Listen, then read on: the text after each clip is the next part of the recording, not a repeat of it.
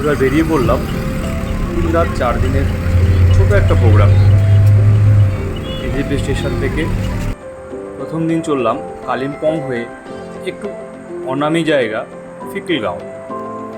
পদ্মসম্ভবার মন্দির দর্শন করে আমরা চলে এলাম ফিকেলগাঁওয়ের কাপচাকেস ফার্মস্টে। পুষ্করের সাজানো গোছানো সুন্দর ফার্মস্টে এই কারণেই ও এখানে নিজের হাতে চাষাবাদ এমনকি মাছ পর্যন্ত তার রিজার্ভারে তৈরি করছে।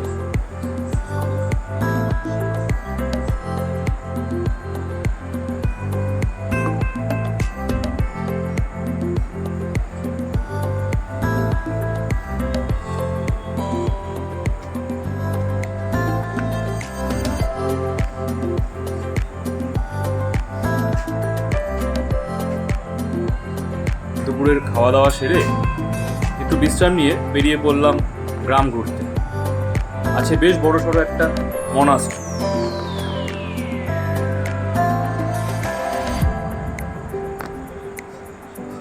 ফিকেলগাঁওয়ের মনাস্ট্রি আমাদের কাপচাকেস ফার্মস্টের একটু ওপরে।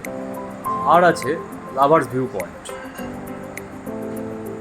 যেখান থেকে নিচে তিস্তা আর ওপারে দার্জিলিং শহরকে স্পষ্ট দেখা যায়, অবশ্যই যদি ওয়েদার ভালো থাকে।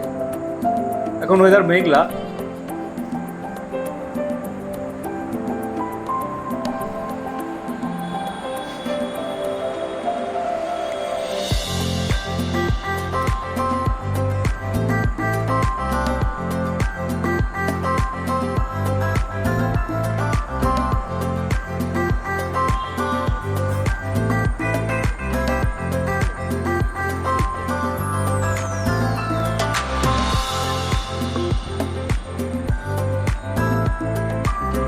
সুন্দর সাজানো গোছানো গ্রাম। একদিনের জন্যে ফ্যামিলি নিয়ে গিয়ে ঘুরতে মন্দ লাগে না। নিচে তিস্তা নদী বয়ে চলেছে।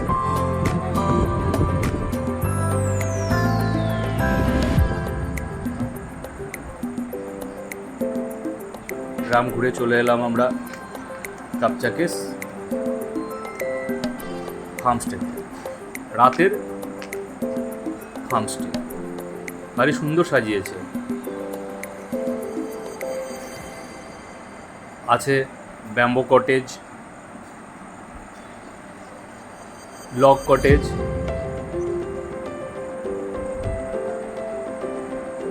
পুষ্করের কাছ থেকে সকালবেলা বিদায় নিয়ে আমরা চললাম কালিম্পংয়ের বিখ্যাত সেই ডেলো পার্ক।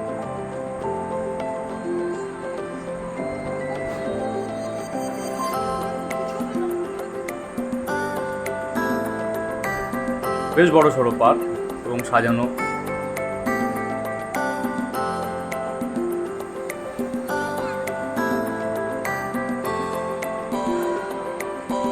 নানা রকম ফুলের সমারোহ। হাত দেওয়া মানা ফুল, অবশ্যই হাত দেওয়া মানা, কারণ হাত দিলে পরে যারা দেখতে আসবে তারা আর এই ফুলগুলো দেখতে পাবে না।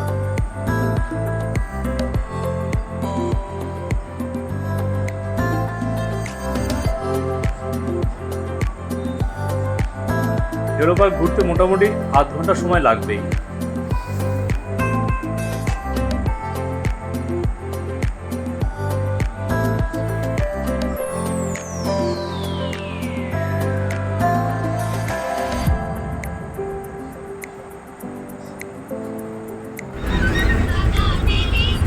এরপর আমরা বেরিয়ে পড়ব তিনচুলের উদ্দেশ্যে। আমাদের দ্বিতীয় দিনের গন্তব্য অবশ্যই দাওয়ায় পানি।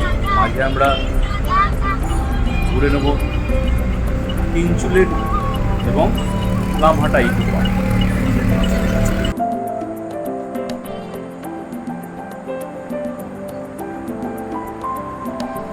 একদম চা বাগানের মধ্যে দিয়েই রাস্তা, মনে হয় কোনো বিদেশে এসে পড়েছে। এখানেও থাকার জায়গা আছে, উপরের দিকে চা বাগানের ওপরের দিকেই বেশ কয়েকটা হোমস্টে আছে। দিনশুলুকে বিদায় জানিয়ে আমরা চলে এলাম লামহাটা ইকো পার্ক।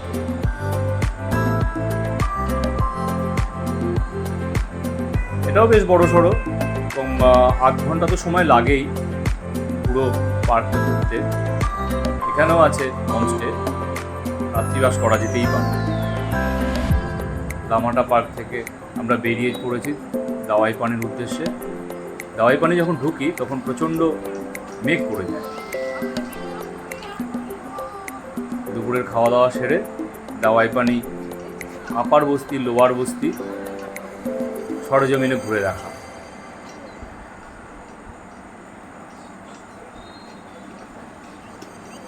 আস্তে আস্তে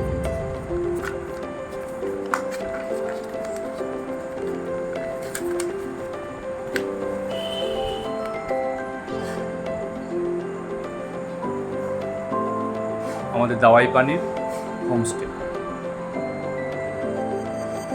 সুন্দর সাজানো গোছানো ছোট্ট গ্রাম।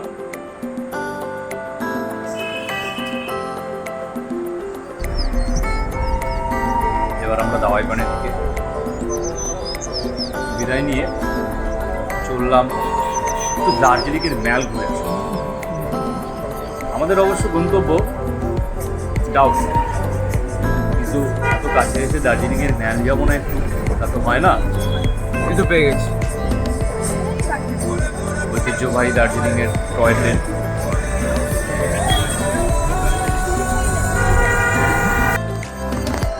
সেই অতি পরিচিত দার্জিলিংয়ের ম্যাল।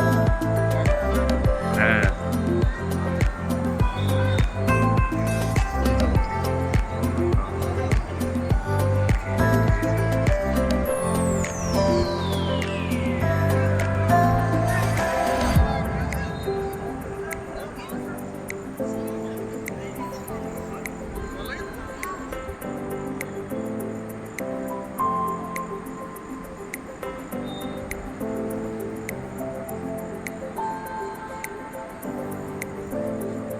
দার্জিলিং ম্যাল এবং আশেপাশে ঘুরে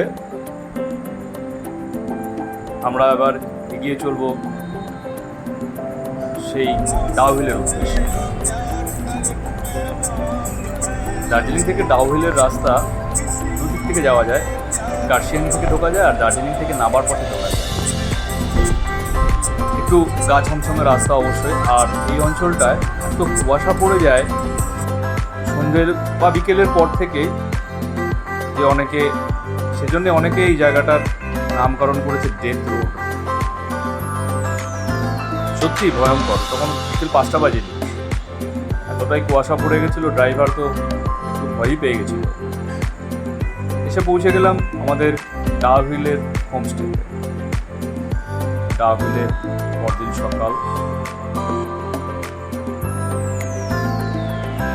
সেই বিখ্যাত ডাউহিল চার্চ।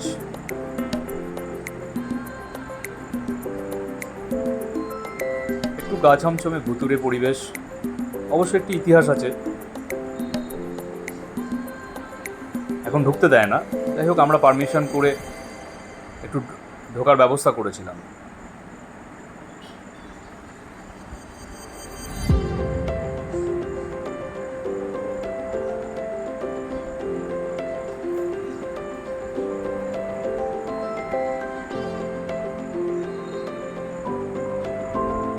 সকালবেলা বেরিয়ে ডাউহিলের আশেপাশে ঘুরে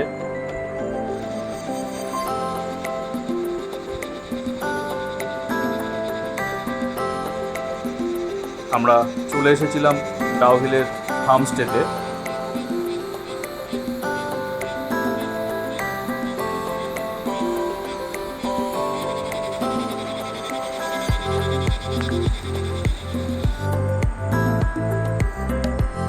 হোমস্টেতে একটা সুন্দর লাঞ্চের ব্যবস্থা করে আমরা বেরিয়ে পড়লাম কার্শিয়াং হয়ে